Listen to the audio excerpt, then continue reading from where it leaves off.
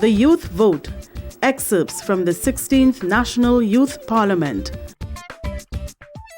Jaden Ramdeo, Member for Digo Martin Northeast, Minister of Finance, student, Couva East Secondary School. Madam Speaker, in accordance with Standing Order 4410, I request your leave to read from my notes. The leave you seek is granted.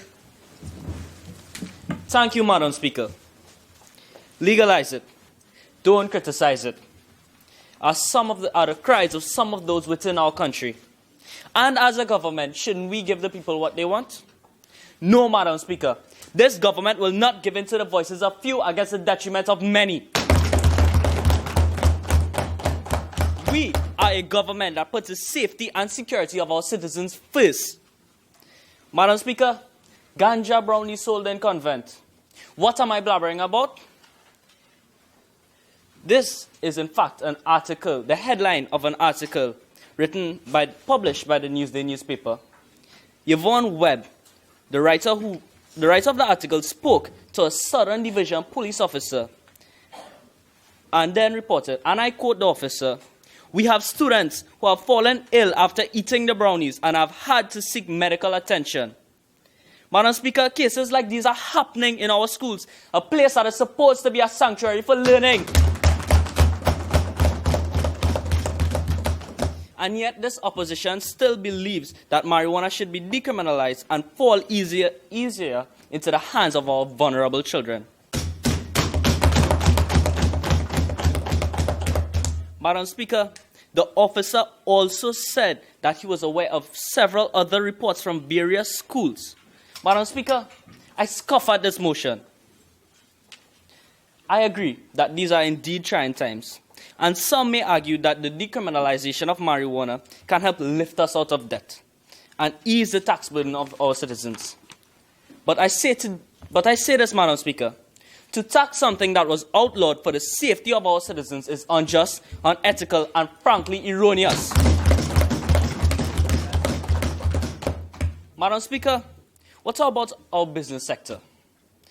Won't they suffer productivity loss? Workers can show up late under the influence of marijuana or return from smoke breaks high. What about managers and supervisors who are now rendered incapacitated because they rolled a blunt and now are not mentally sound to carry out the operations of their division? Madam Speaker, workplace safety is also an issue. Allow me to draw your attention to an article published by the Operational Health and Safety website, which stated marijuana use has been linked to an increase in job accidents and injuries. Since my dear friends on the other side reference the USA, allow me to reference them as well. Reports from California state that homegrown cannabis far exceeds the amount needed for personal use. So what do they do? Turn to the black market, of course. And this causes an influx within the cannabis market and severely off-puts the tax product. Madam Speaker, I must say, marijuana is an addictive substance and a dependence can be developed.